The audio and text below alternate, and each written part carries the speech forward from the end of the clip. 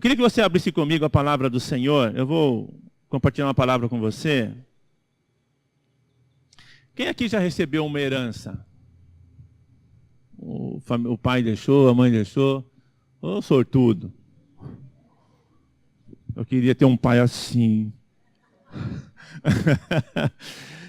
Ai. Deixa eu ver, eu vi acho que 3 pessoas que levantaram a mão. Deixa eu ver, lembra de novo quem recebeu a herança já. É bom, não é? É bom, não é? Que trabalho você teve para receber aquela herança? Ah, bom. Alguns eu sei que tiveram. Mas não no processo porque outros herdeiros tentaram te privar ou te lesar. Eu quero dizer assim, no sentido de participação. Como é que você participou para ser um herdeiro? Você tão somente teve que comprovar o teu nascimento naquela família, é isso? De uma maneira resumida, sintetizada, abreviada aqui. Você nasceu naquela família, você é descendente daquele testador, você recebe aquela herança. Claro que às vezes tem que brigar. Olha, como nós estávamos falando naquela hora, né? Como as pessoas pervertem tudo. Aquilo que os pais às vezes constroem para dar uma segurança e estabilidade para os filhos, por egoísmo de alguns, às vezes, acaba se tornando algo que causa mais desgosto do que prazer no usufruir daquilo ali, né? Mas eu quero falar um pouquinho com você sobre isso. Porque eu vou ler um outro texto aqui daqui a pouquinho, mas eu quero começar mencionando para você um texto que está lá em Romanos, no capítulo 8. Romanos, capítulo 8. Vem comigo. Talvez alguns aqui nunca tenham lido esse versículo. Ou esses versículos. Romanos capítulo 8, quem já achou, diga eu. Se você achou e a pessoa ao teu lado não achou, por favor, ajude-a. Antigamente, nesse momento, nós ouvíamos páginas sendo folhadas. Hoje é mó silêncio.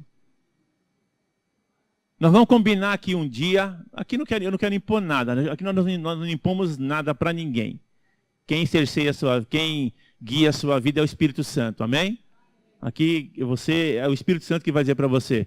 Mas eu estou com saudade de, neste momento, ouvir aquele barulhinho. Papel. Então nós vamos marcar um dia aqui, se você quiser, a gente combina, todo mundo trazer Bíblia de papel. Não smart, até eu aderi, olha. Né? Mas Bíblia de papel, eu quero ouvir aquele barulhinho. Quem está com a Bíblia, faz aquele barulhinho gostoso. Desliga os ventiladores, um minuto. Aquele barulhinho é gostoso demais. Pastor, você é muito antigo, né? Eu sou conservador. É diferente. Em Romanos capítulo 8, começando pelo versículo 14, diz assim: pois todos os que são guiados pelo Espírito de Deus são filhos de Deus. Porque não recebestes o espírito de escravidão para viverdes outra vez atemorizados. Mas, ao invés de ser um espírito de escravidão, recebestes o espírito de adoção. Então eu não sou escravo. Adoção, baseados no qual clamamos, Abba, Pai. Abba é uma palavra que denota aquele momento lúdico, aquele ambiente em que o pai e o filho se relacionam de uma maneira carinhosa, aconchegante. O próprio Espírito de Deus testifica com o nosso espírito que somos filhos de Deus. Aí vem a grande verdade. Ora, bom, já que, né, Já que, ora, se somos filhos, ele não está duvidando, ele está apenas ratificando. Somos, diga eu sou. Diga, está falando de mim aí. Se somos filhos, somos também, ou juntamente, herdeiros. Herdeiros de Deus e co-herdeiros com Cristo. Se com Ele sofremos, também com Ele seremos glorificados. Amém, querido? Então, aqueles que têm a Deus como Pai, aqueles que têm a Jesus, deixa eu começar a colocar na ordem certa. Aqueles que têm a Jesus como seu Senhor, têm Deus como Pai. Por isso que ele fala, os que. Então, se os que são guiados é que são filhos, é porque existem aqueles que não são guiados, então, não são filhos. Tá? Ele qualifica aqui, ele identifica. Os que são guiados pelo Espírito Santo. Para ser guiado pelo Espírito Santo, há que se ter o Espírito Santo morando em si. Eu tenho que ter o Espírito Santo em mim. Então nós somos herdeiros. Aquele que nasceu de novo, aquele que é nascido de novo, aquele que entregou sua vida a Cristo, ele é filho de Deus, ele faz parte da família. O Paulo fala na carta aos Efésios que nós não somos mais estrangeiros, forasteiros, ou seja, pessoas estranhas. Mas nós somos concidadãos dos santos, membros da família de Deus. Então Deus tem uma família a qual nós pertencemos. E essa família tem o filho primogênito, que é Jesus. Primogênito, o primeiro de uma sequência. Jesus, a palavra, durante um tempo, ele foi o unigênito, o único gerado por Deus. Mas quando ele morreu, ascendeu aos céus e enviou o Espírito Santo para aqueles que nele creem. Agora ele é o primogênito. O unigênito foi até ele morrer. Ele era o único. Agora ele é o primo. Ele é o primeiro dos filhos de Deus. E a palavra fala que nós somos herdeiros de Deus como Cristo é. Jesus, em João, o João escreve assim, sabendo Jesus que o Pai confiou tudo em suas mãos. Jesus sabia quem ele era, para onde ele ia. Jesus sabia o que ele havia de fazer aqui nessa terra, ele veio e fez bem feito e ele voltou para o céu. E fala que ele é herdeiro. Tudo aquilo que Deus tem para os seus filhos, o texto aqui de Romanos fala que nós somos co-herdeiros. O que é isso? Herdamos juntamente. Somos tão herdeiros quanto ele é. Parece uma coisa assim, louca. Parece uma coisa distante a nós. E parece assim porque nós não entendemos que quando a palavra fala algo, é o próprio Deus falando. Nós temos aquela síndrome de vira-lata, muitas vezes que o homem carrega consigo, em alguns momentos. Algumas vezes ele tem a síndrome de que pode tudo, que ele é o melhor que todos, que ele é superior a todo mundo, que ele está acima do bem e do mal. Há essa dualidade no homem. O homem, a hora, acha que ele é o melhor, o suprassumo de tudo. Mas nos seus momentos de reclusão, de questionamentos, muitas vezes esse espírito de inferioridade ronda a mente humana. Basta algo não dar certo num aspecto da minha vida, da sua vida, e nós já começamos a questionar. Às vezes nós fazemos tudo que tínhamos que fazer. Às vezes nós fazemos as coisas da maneira que deveriam ser feitas, que deveríamos fazê-las. Mas as coisas não acontecem da maneira que nós esperávamos. Primeira coisa que a gente começa a procurar, onde foi que eu errei? Verdade ou não é? Isso é bom? Claro, a autocrítica é bom. Mas às vezes não é o fato do que nós fizemos ou deixamos de fazer. Às vezes as coisas não correram da maneira que nós esperávamos. Mas há esse sentimento que nos pega. E essa questão de herança, de herdeiros, também, às vezes, ela fica meio confusa para nós. Como que eu posso ser herdeiro juntamente com Cristo? Jesus foi Jesus, eu sou eu. Exatamente, jacaré é bicho d'água. Fala assim, Jesus é Jesus, eu sou eu, e jacaré é bicho d'água. Cada um no seu lugar. Falou em água, eu derramei a água aí. Ó. Tem jacaré com sede aí. Não é? Agora, o fato de nós sermos herdeiros de Deus e co-herdeiros com Cristo, nos qualifica, queridos, numa posição elevada. E algo foi feito para isto. Não foi assim de graça. Como é que eu recebi? Como foi que eu recebi esse espírito de adoção? Como foi que Deus me adotou? Hoje o processo de adoção no Brasil é muito complicado. Em alguns lugares é mais simples, né? Mas sempre exige uma burocracia. Sempre tem todo um trâmite. O assistente social, o psicólogo vai lá, analisa aquele casal que quer adotar uma criança e vai ver se a pessoa tem condições de cuidar daquela criança, se o cara tem como sustentar e coisa e tal. E aqui não é uma crítica, é apenas uma constatação dos fatos, né? Mas às vezes atrapalha mais do que ajuda. Porque às vezes quem tem a condição não vai desprender para aquela criança o afeto, o carinho de que ela vai precisar ao longo da vida. E uma pessoa com uma condição mais amena financeiramente, de repente vai expressar. Né? E aqui não é aquela a uva e a raposa lá não, porque não tem dinheiro, desprezando quem tem. Não é nada disso não, são fatos. Você vive, nós vivemos num mundo que comprova isso. Então o que foi? Como foi que eu me tornei herdeiro de Deus? Eu queria que você abrisse comigo lá em Hebreus.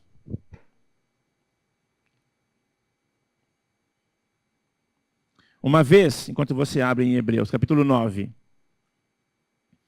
Uma vez uma moça, isso aqui é fato, tá? Ela morava num país, não sei se foi na antiga União Soviética, eu acho que foi lá. E tem um pessoal, um grupo chamado Portas Abertas. Eles trabalham com missões. E eles tinham uma missionária lá. E eu não sei como é que está exatamente hoje, mas alguns anos atrás, é extremamente proibido você carregar uma Bíblia. Os países comunistas geralmente são assim. Né? Muçulmanos. Os caras vêm para cá, colocam mesquita em tudo quanto é lugar. Não é verdade? Em tudo quanto é lugar eles põem mesquita. A maior mesquita da América Latina é em São Bernardo do Campo. Eles vão para os outros continentes, eles colocam as mesquitas dele em tudo quanto é lugar. Você vai para um país muçulmano, não pode ter igreja cristã. Eles matam. É interessante essa maneira de enxergar o mundo, né? Claro que não são todos que enxergam assim. Tá? Mas esse conceito existe. E essa moça, ela fazia o trabalho de missão. Eu estou quase certo que era na antiga União Soviética.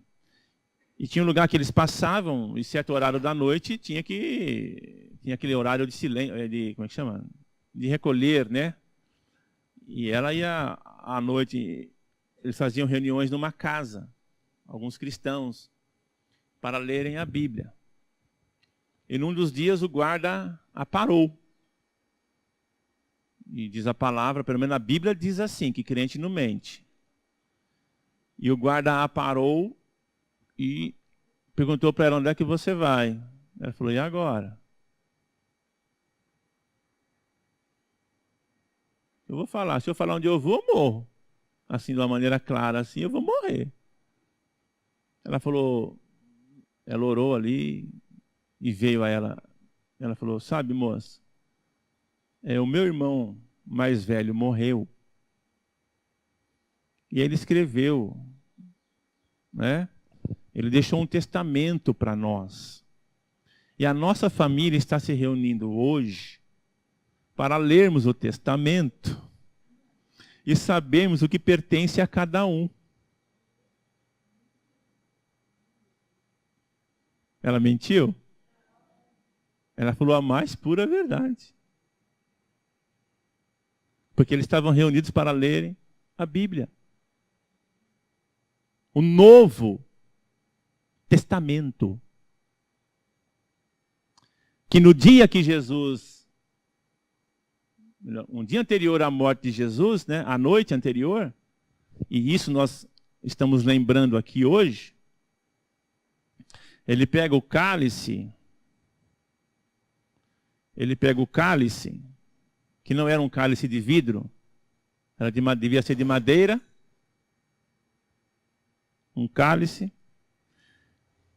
Depois de ter dado o pão para os seus discípulos, não estou consagrando a ceia aqui agora não, estou apenas representando.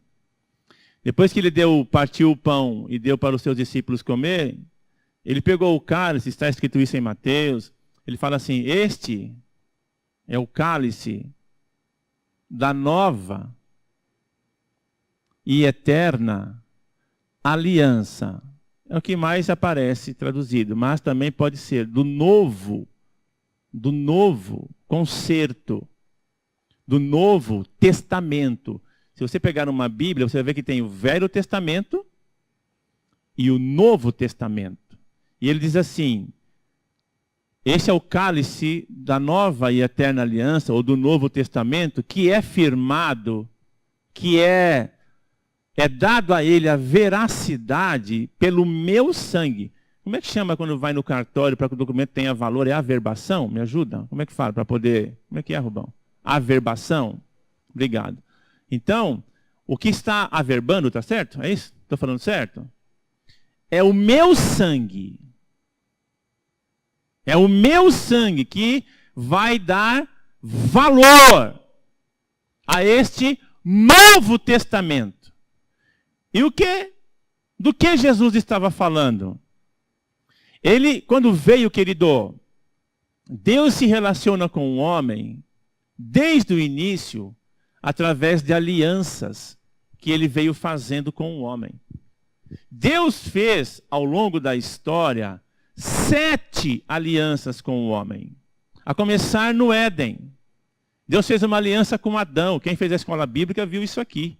Aliança edênica, aliança adâmica, aliança noélica, aliança abraâmica, aliança mosaica, aliança com Davi.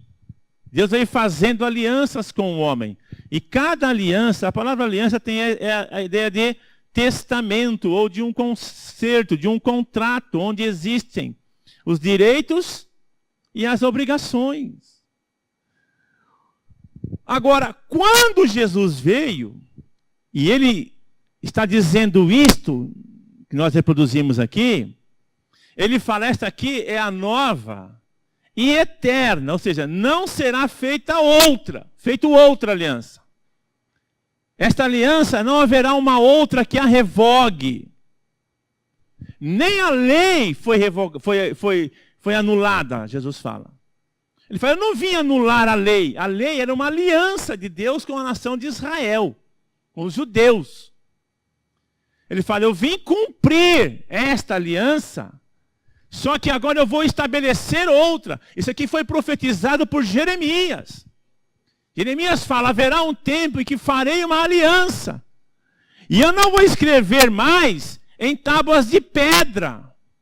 Porque os primeiros mandamentos, os 10 mandamentos, Deus os escreveu em pedra. Ele fala, não vou escrever mais na pedra, mas eu vou escrever no coração. É no coração. E Jesus é quem seria o mediador desta nova, e presta atenção, eterna aliança entre Deus e o homem. E é esta aliança, é esse testamento, porque esta aliança que Jesus fez é o testamento que rege a família de Deus. Então Hebreus está falando disto. Lá em Romanos fala que nós recebemos a adoção de filhos. E agora nós passamos a ter os mesmos direitos que o Filho, Jesus, tem. E o escritor aos Hebreus vai dizer algo. Olha, ora, estou lendo o capítulo 9 de Hebreus, versículo 1. A primeira aliança, ele está falando lá atrás, também tinha preceitos de serviço sagrado e o seu santuário terrestre. Está falando lá de trás. Mas eu quero que você venha comigo no versículo capítulo 9.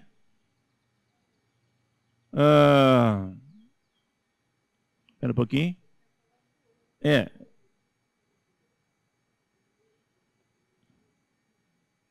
Espera aí.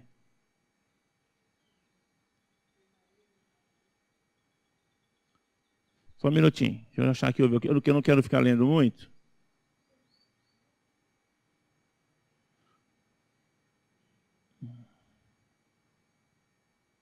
Fechou o trem aqui.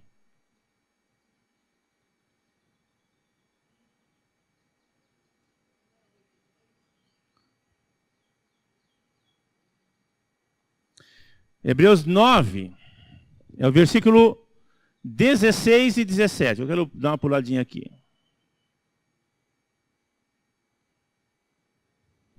Só. Desculpa aí fazer você ficar meio vendidinho por um momento. Ó.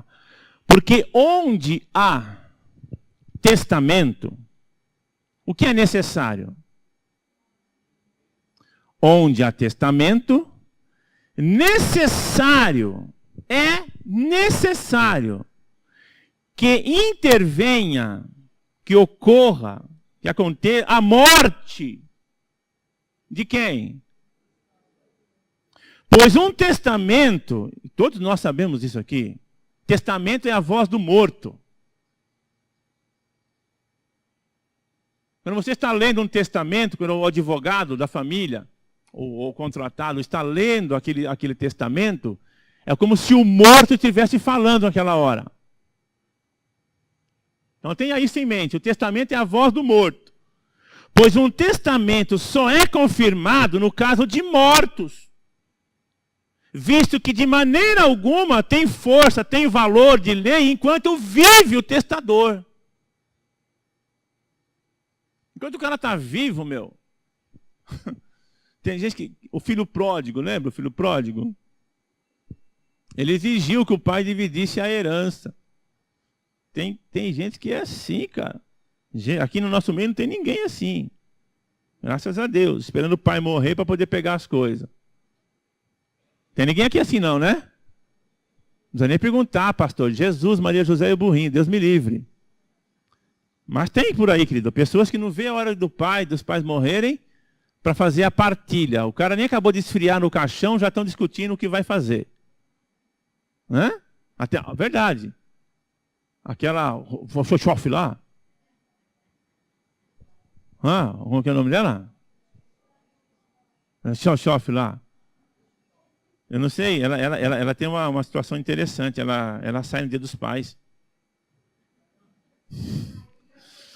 Ela sai no dia dos pais. Ela tem indulto. Indulto? Dia dos pais. Acho que ela vai no cemitério, né? Deve que ela vai no cemitério. Sei lá, deve ser que ela se arrependeu, vai lá chorar, né? Arrependida, pode ser. Todo mundo muda, querido. As pessoas mudam. Bom, dizíamos aqui que como foi que eu me tornei, que nós nos tornamos herdeiros? Nós falamos aqui que para ser herdeiro basta nascer naquela família, ter ascendência naquela família, ser descendente daquela família. Aqui, querido, teve que haver morte. Porque o nosso testador é Jesus. Fala, o meu testador é Jesus. Foi ele, querido, quem lavrou o testamento. Esse espírito de filho e não de escravidão que nós carregamos em nós hoje, que nós temos hoje, ele não veio a nós de uma maneira de graça. Pastor, mas é pela graça que eu sou salvo. Para mim é de graça. Para Deus me fazer seu filho, a mim não houve imputação. Mas o primeiro filho dele precisou morrer. Senão, presta atenção, tudo aquilo que Jesus falou, presta atenção nisso, tudo aquilo que Jesus falou ao longo da sua vida, as promessas que ele fez àqueles que o ouviram, e àqueles como nós que iriam ouvi-lo depois de milênios, não teria valor algum se ele não tivesse morrido. Porque ele estava afirmando uma nova aliança, um novo testamento. E um testamento só tem valor quando o testador morre. Foi cruel. Eu vou falar uma coisa aqui que vai te chocar. Eu não postei nada no meu Facebook. Eu já falei, no Facebook eu olho só o necessário, que eu não quero ficar nervoso com as pessoas que eu amo. Porque eu vejo cada besteira escrita em Facebook, que eu tenho vontade de pegar o telefone e eu falo, meu Jesus, eu não acredito que as pessoas ainda postam coisas dessa natureza, ou se deem ao descaso de comentar certas coisas que são colocadas no Facebook. Mas houve um alvoroço depois que aquela escola de samba fez aquela apresentação. A Gaviões da Fiel.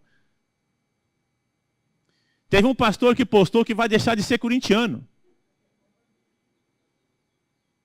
O que me causou espanto foi que acho que ele não sabia que o símbolo do Corinthians é São Jorge. Eu acho que ele não sabia. Que o símbolo do Corinthians, não o mascote, mas o santo de devoção do Corinthians é São Jorge. E que há 2 meses atrás o Corinthians lançou a nova religião, corintianismo. Aí por aquilo que foi feito lá na avenida, ele se escandalizou. Olha para mim, teu pastor não é advogado do diabo, não. Eu não vou aqui defender o diabo. Eu quero que ele se lasque. Quero que ele... O destino dele já está traçado. Por isso que para mim, nenhuma obra do diabo me espanta. Para mim não me espanta. A palavra diz que ele vem para roubar, matar e destruir. Eu não sei porque algumas pessoas se espantam. Agora olha para mim. Da perspectiva espiritual, presta atenção. Foi exatamente aquilo que aconteceu com Jesus.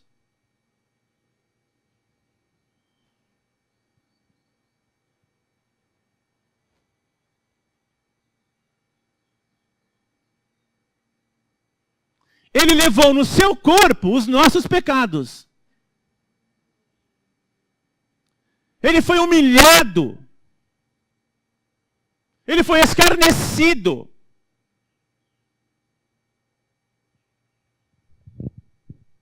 E espiritualmente, aquilo representa... Eu não estou defendendo não, hein? Eu estou explicando para você o que talvez você não pensou quando viu aquela cena.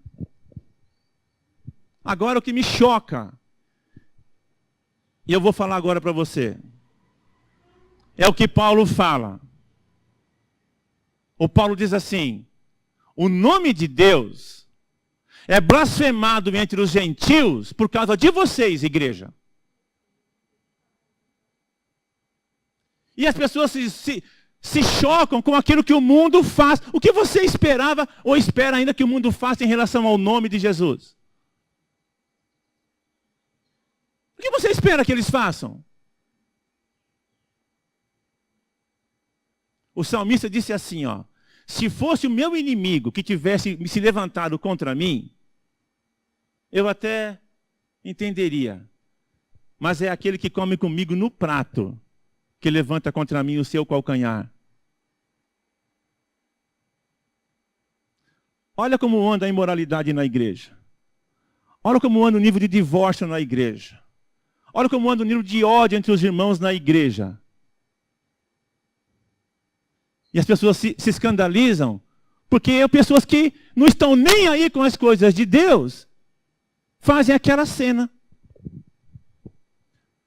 E aí vão para o Facebook, postam um monte de coisa, quando devia olhar para dentro de si, porque a palavra de Deus fala que o julgamento de Deus começa pela sua casa. Antes de julgar o mundo por fazer essas coisas, Deus vai julgar a igreja por desonrar o nome de Jesus como ela tem desonrado. Por isso eu não postei nada, não posto, acho abominável o que fizeram, mas não vou agir como um adolescente, me envolvendo emocionalmente numa coisa que já está anunciado pelas Escrituras. E eu acho que ao invés da igreja ficar falando isso, deveria olhar para dentro de si e dizer o que nós temos que fazer para que nós não venhamos a envergonhar o nome de Jesus. Para que nós não venhamos de novo a pisar o sangue que Ele derramou, para me comprar, para me fazer filho de Deus e para me fazer herdeiro juntamente com Ele. Porque foi assim que nós somos feitos herdeiros. Pela morte dEle. E espiritualmente Ele foi vituperado mesmo, querido. Eu não assisti tudo, mas uma coisa eu sei. O fato, não daquele desfile, do que está escrito, Ele venceu. Ele venceu. Porque Colossenses fala que Ele expôs os principados publicamente e triunfou deles na cruz. Mas Jesus foi sim moído pelos nossos pecados. Jesus foi zombado por Herodes, querido. Jesus foi questionado por Pilatos. Jesus foi chamado de mentiroso na cruz. Quem é que estava por detrás daquelas pessoas que assim faziam contra ele? Quem é que estava ali por detrás daquelas pessoas? Quem era? Quem era? Se Paulo fala que a nossa luta não é contra carne e sangue, mas sim contra os principados, contra as potestades, contra as hostes espirituais da maldade. Quem foi que usou a boca daquelas pessoas para falar para Jesus, desce daí se você é realmente o Filho de Deus? Quem você acha que usou a boca daquelas pessoas? É que a imagem nos choca. E eu não estou aqui defendendo. Como estão entendendo isso? Me revolta, eu fico indignado com essas coisas, porque agora a Secretaria de Cultura não vai fazer nada. Não vai dar em nada isso. Isso me revolta. Mas já estava previsto. E se prepare que vem coisa pior. Então a gente tem que olhar para a nossa vida e dizer, onde é que eu estou ridicularizando Jesus? Eu tenho que olhar para mim e dizer, onde é que eu estou, se é que eu estou ridicularizando Jesus? Porque Ele morreu para me fazer herdeiro dEle. Eu acho que, embora aconteça, mas eu acho que ninguém em sã consciência se levanta, se insurge contra aquele que deixou a Ele heranças. Foi assim que eu fui feito herdeiro, foi assim que nós somos feitos herdeiros, queridos. Pela morte. Eu quis fazer esse comentário aqui em relação àquilo que aconteceu lá, porque a cena é forte. Mas espiritualmente, não foi diferente daquilo. A gente assiste lá um filme do Mel Gibson e sai chorando ele fala do cemitério, olha. Do cinema.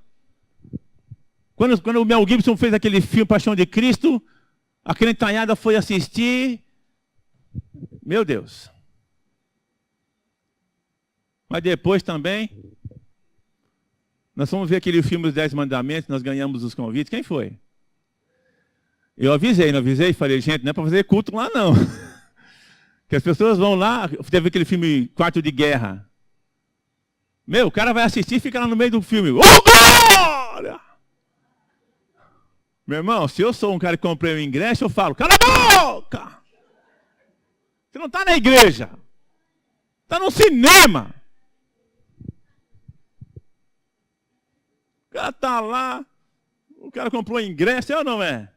Assim como se eu não costumo comprar, não assisto shows dessas pessoas, né, assim. Eu não fui aqui no pancadão que teve aqui em dezembro. Dezembro, né? Eu não fui, não.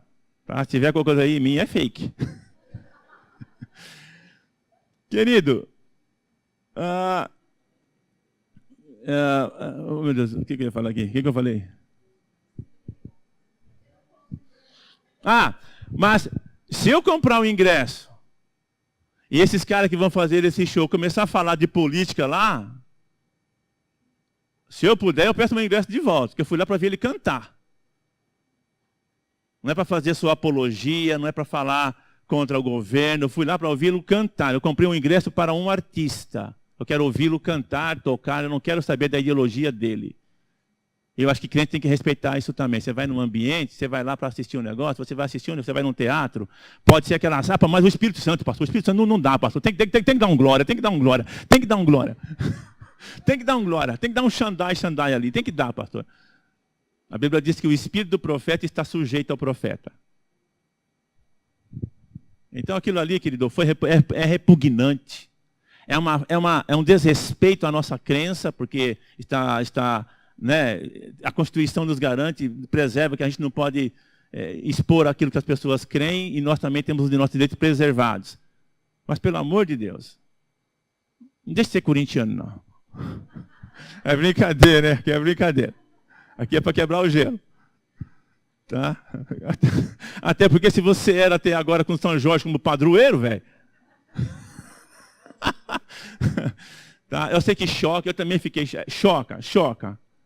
Mas eu quero dizer para você que, do ponto de vista espiritual, querido, é aquilo mesmo. Ele sofreu. O diabo afrontou Jesus, zombou de Jesus mesmo. Tá? Não aprovo, acho que tá. Eu só queria colocar isso aqui porque acho que estava num ambiente, eu nem sei se você esperava que eu me pronunciasse em relação a isso, nem sei. Às vezes eu penso que você espera que eu, como pastor, me pronuncie sobre algumas coisas. Eu penso. E nesse meu pensamento eu me vejo no direito ou na liberdade de colocar como é que a gente vê as coisas, tá? Eu queria que aquela escola caísse, fosse rebaixada, lógico. Porque a gente não aprova aquilo, querido. Mas tem que saber olhar as coisas com um olhar contemporâneo. As coisas estão assim, elas vão piorar, eles vão fazer coisas piores com a palavra de Deus, com o nome de Jesus, porque é a estratégia do maligno. É a estratégia do maligno. Tá? E Jesus sofreu e tem sofrido tudo isso para nos fazer herdeiros. Herança. E quando fala herança, a primeira coisa que vem à nossa mente é din-din, cascai, pitula, money, faz-me rir, arame, cobre. Money. Querido, essa herança ela transcende o aspecto material. Isto faz parte. Mas essa herança que nós temos, sabe o que ela tem? O salmista fala assim, o Senhor, o Salmo 23, que você conhece de cor e salteado. Tenho certeza que se eu pedir aqui, recita o Salmo 23, vai levantar uns 10. Deixa eu falar, pastor. Não. Eu sei que você sabe. O Senhor prepara uma mesa para mim na presença dos meus inimigos. E o que tem nessa mesa? Quando o salmista fala isso, do que ele está a falar? Ele está falando de provisão. E essa herança que nós temos em Cristo, da qual nós somos participantes, ela não tem só questões materiais, isso está inserido. Mas ela tem algo, querido. Em Isaías 53 fala que ele levou as nossas dores. Ele levou as nossas enfermidades.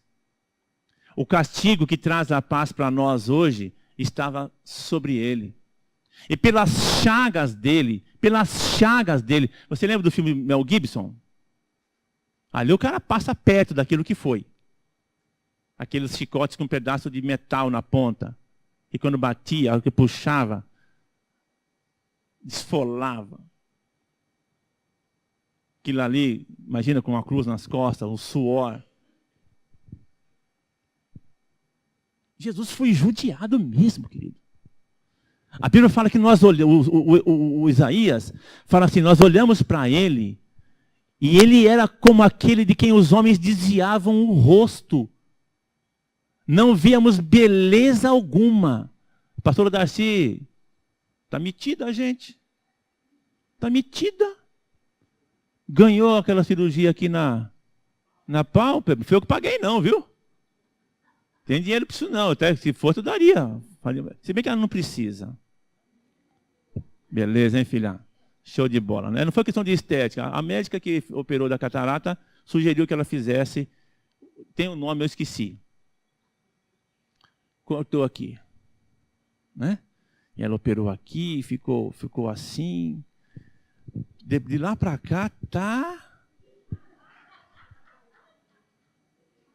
Tô cortando um 12, velho. Tá difícil, viu? Preciso de ajuda do céu. Olha por mim, gente, tá difícil. Mas os olhos dela ficaram um pouco inchados. Roxo.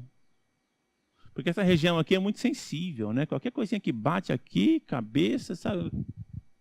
Imagina uma coroa de espinho com 5 centímetros de tamanho, entrando na cabeça, assim, ó. Jesus teve sua barba arrancada. Em parte dela com a mão. A Bíblia diz que bateram nele com o caniço que deram para ele como o cetro de um rei.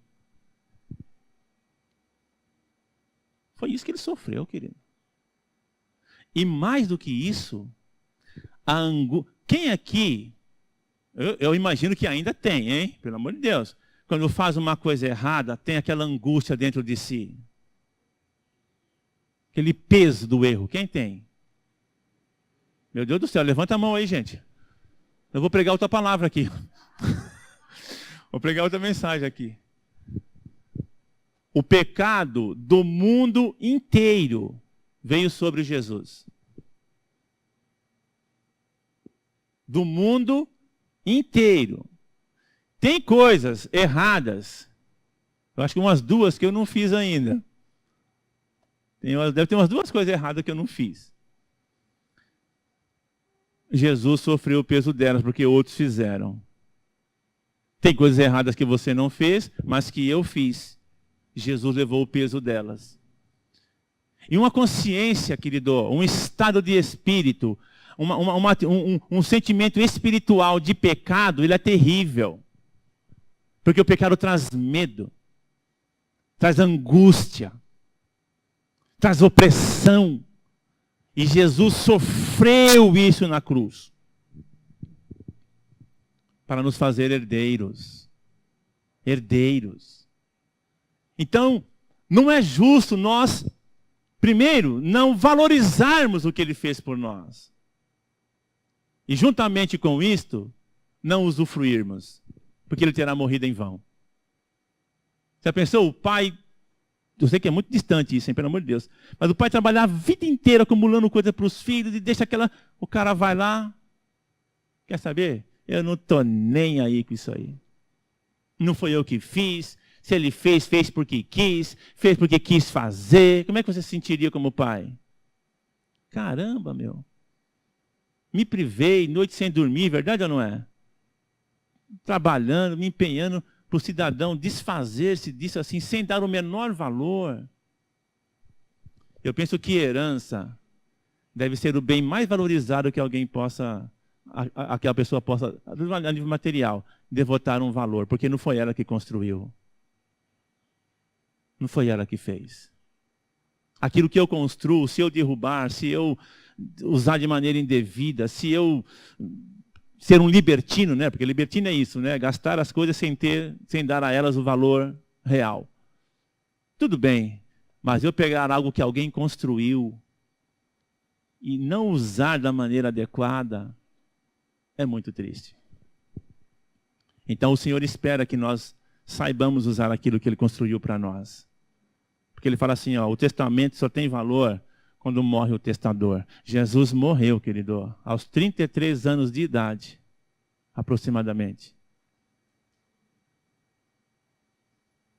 Para fazer de mim e de você herdeiro dele.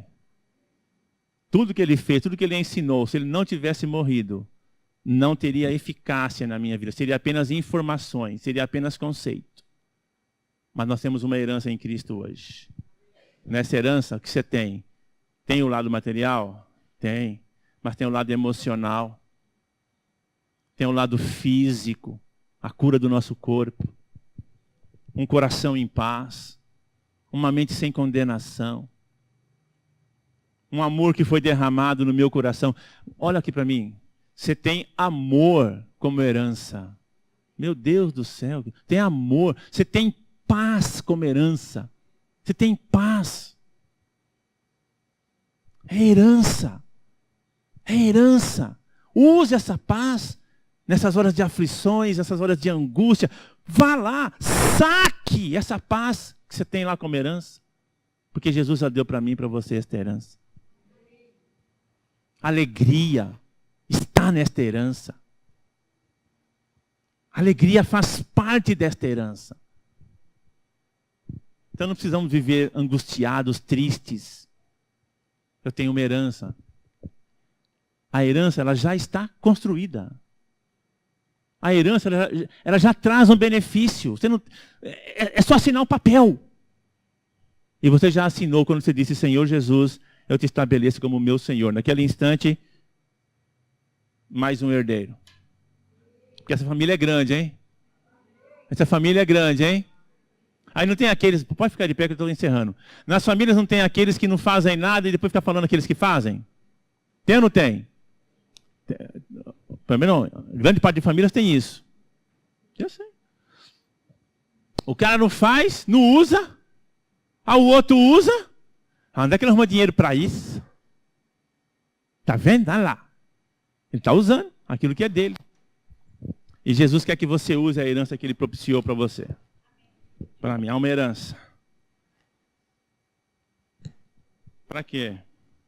Para suprir a minha vida, para suprir a tua vida. E é isso que nós estamos lembrando aqui hoje, querido. Ele morreu, o testador morreu, para que você pudesse tomar posse da herança. Se você está aqui enfermo hoje, quero falar para você, tem cura nessa herança. É herança. É só pegar ela e usufruir. Falar, Senhor, eu creio nisso. Eu creio. Eu creio, Senhor, que isso faz parte, isso é meu. Eu vou atrás daquilo que é meu. Aleluia. É paz que você precisa? Tem paz nessa herança, querido.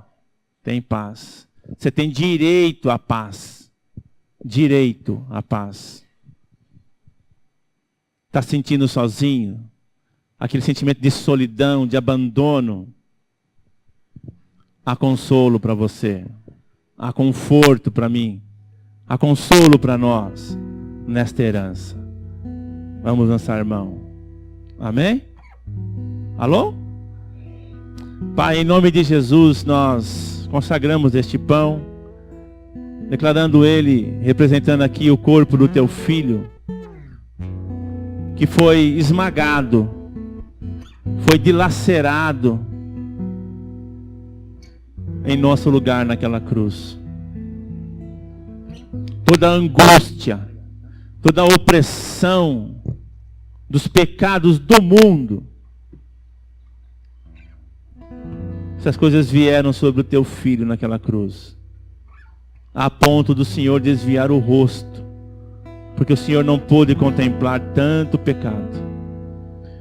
Tua palavra diz que aquele que não conheceu o pecado, o fez pecado por nós, para que nele fôssemos feitos justiça de Deus. Jesus não apenas levou os nossos pecados, ele foi feito pecado por nós, para que nós pudéssemos ser justificados, Senhor, pela fé. E nós consagramos esse suco que fala do sangue do teu filho que foi derramado, o sangue, Senhor, que atestou a nova aliança, que é firmada em melhores promessas. Senhor, faz-nos compreender essas verdades, e que nós possamos lançar mão desta herança que nos foi proposta, que nos foi outorgada, mediante a morte do teu filho naquela cruz. Como testador, ele morreu, para que nós nos beneficiássemos de tudo aquilo que a tua palavra diz, Senhor, de promessas para nós. Obrigado, Pai, em nome de Jesus.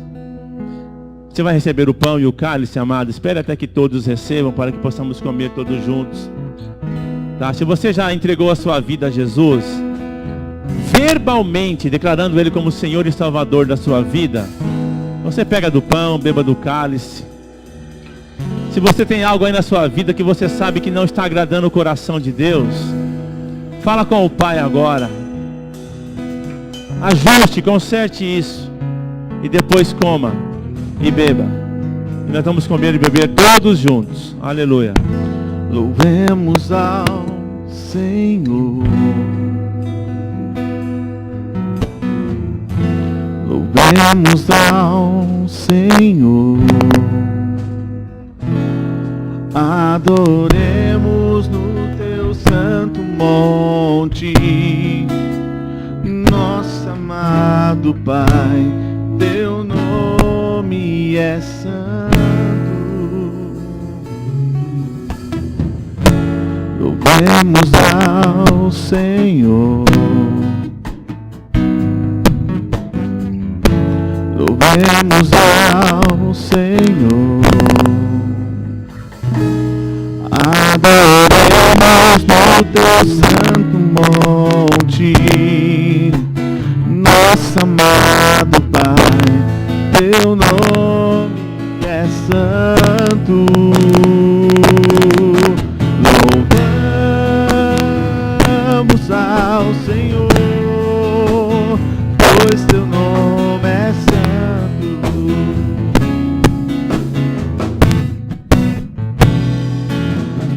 Louvamos ao Senhor, pois teu nome é santo.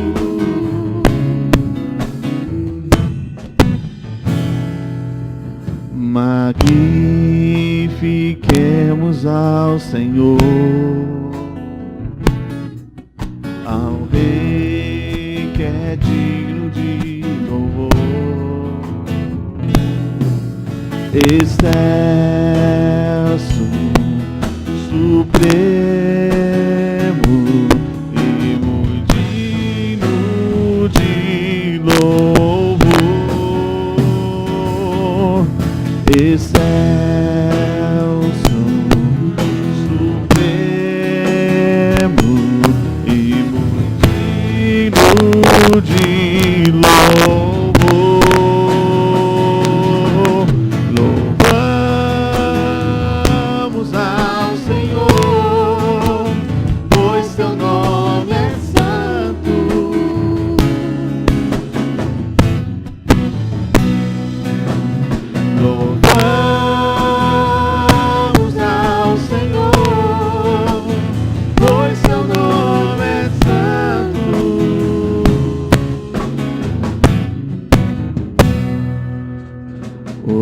Hosana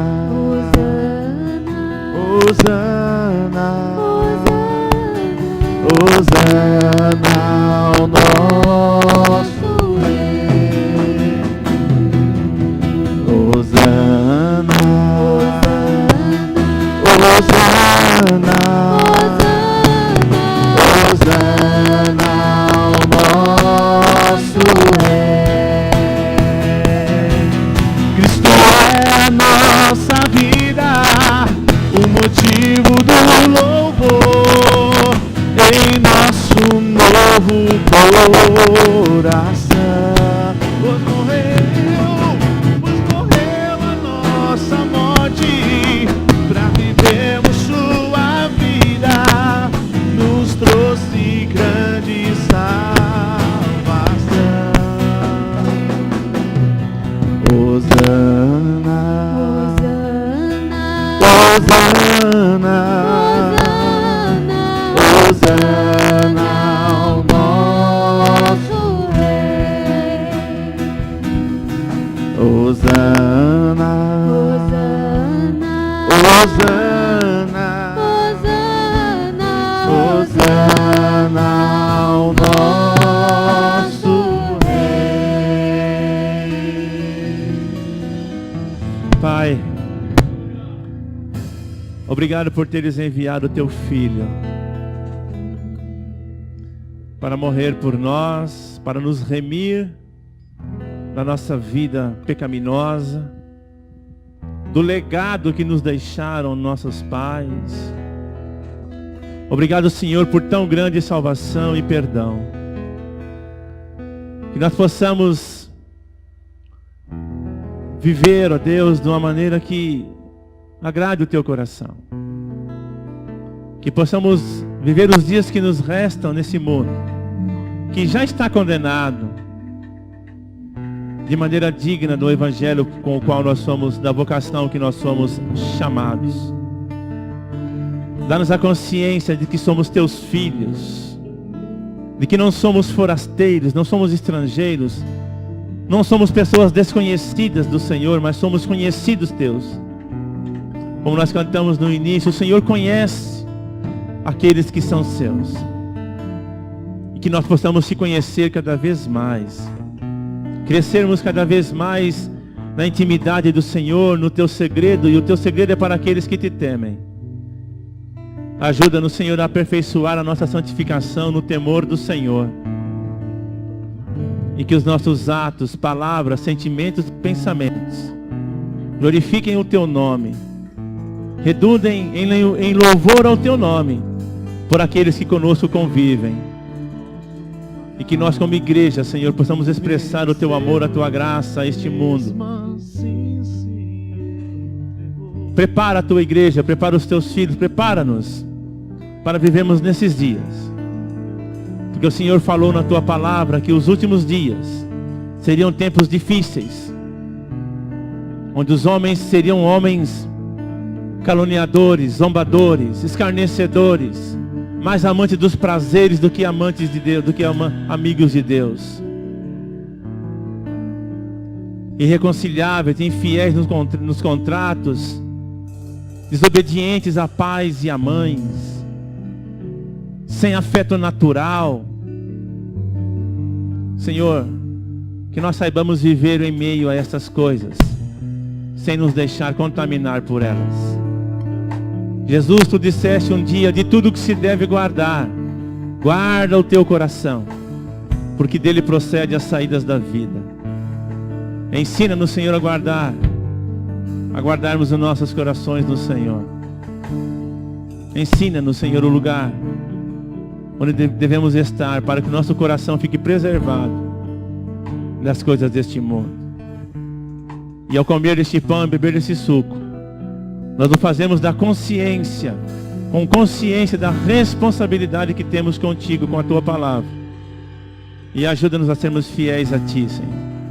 É o que nós Te pedimos em nome de Jesus. Amém.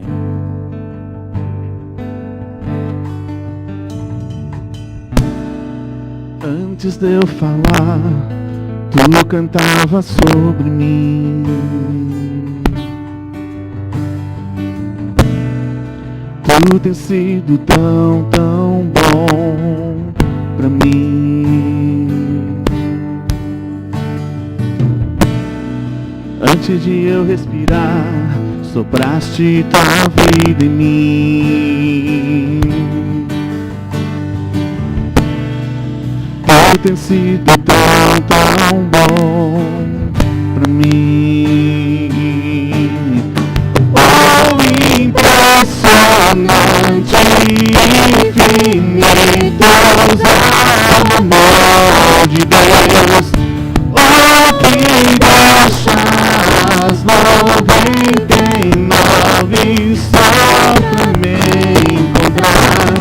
Não posso comprar, nem mereceu, mesmo assim se entregou. Oh, impressionante, infinito amor de Deus.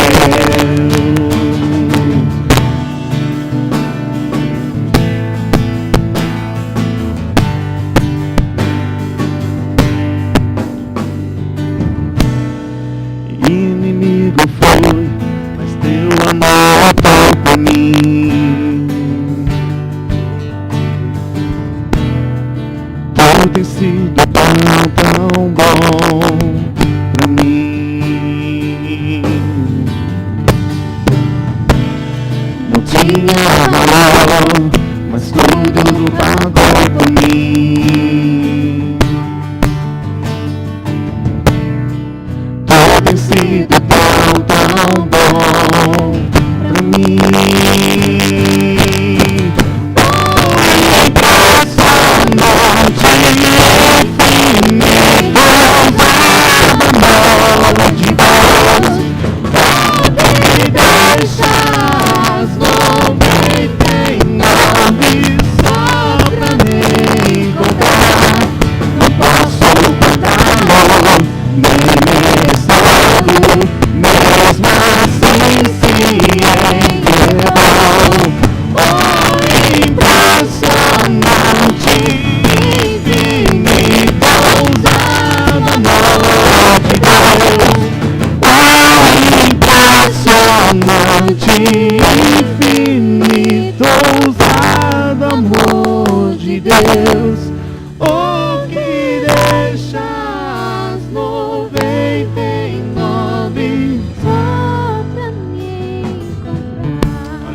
Não posso pagá-lo, Tem como. nem merecê-lo. Tem como. Mesmo assim se entregou.